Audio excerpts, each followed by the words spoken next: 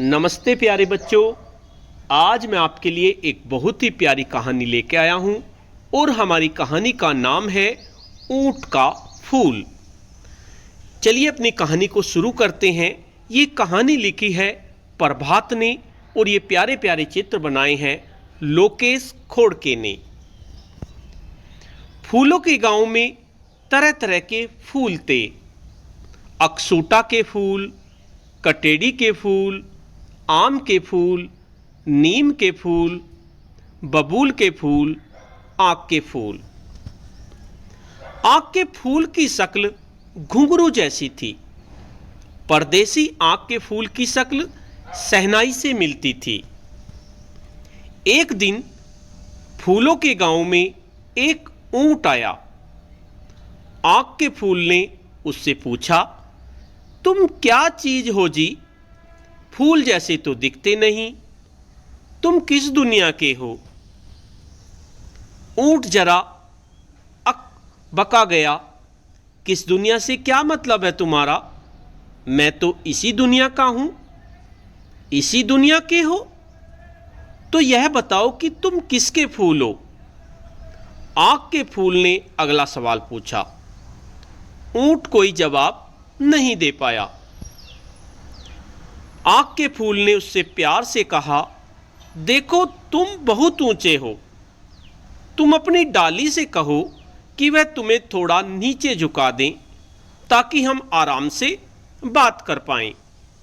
मेरी कोई डाली वाली नहीं है। ऊंट ने परेशान होते हुए कहा। डाली ही नहीं है? आक के फूल को अचरज हुआ और हंसी आ गई। तब तुम किस पर लटक रहे हो? मुझे कहीं लटके रहने की कोई जरूरत नहीं है। मैं अपने पैरों पर सीधा खड़ा रह सकता हूं, ऊंट ने कहा। क्या तुम्हारी जड़ों को पैर कहते हैं? फूल ने मामले को समझने के लिए पूछा।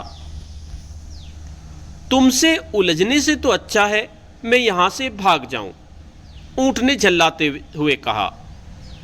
फूल ने बहुत प्यार से ऊंट से कहा, शायद तुम्हें कुछ बुरा लगा है, पर मैं जहां तक मैं समझता हूं, धूप अभी इतनी तेज नहीं है कि फूलों को बुरा लगने लगे और वे कुंभला जाएं। क्या तुम किसी वजह से कुंभला रहे हो? हां, मैं तुम्हारे सवालों से कुंभला रहा हूं, ऊंट ने कहा। देखो, जो जिस पेड़ पौधे या झाड़ी पर लगा होता है वह उसी का फूल होता है। इस तरह तुम बताओ, तुम किसके फूल हो? फूल को अजीब लग रहा था कि दुनिया में कोई किसी का फूल ना हो। देखो, मैं एक ऊंट हूं, कोई फूल नहीं, ऊंट ने हाँफते हुए कहा। फूल ने कोमलता से समझाया, ऊंट हो तो तुम ऊंट के फूल हुए। अब देखो, कैर है तो कैर के फूल है, रोहिड़ा है तो रोहिड़ा के फूल हैं। इसी तरह तुम ऊंट हो तो ऊंट के फूल हुए कि नहीं? ऊंट को फूल की यह वाली बात सच्ची भी लगी और अच्छी भी। उसकी इच्छा हुई काफिले में जाकर दूसरे ऊंटों को भी यह नई जानकारी दे। उसने आक के फूल को फिर मिलेंगे कहा और कूदता फरलांगता काफिले में जा पहुंचा। जाते ही उसने सबको बताया, पता है, हम सब ऊंट के फूल हैं।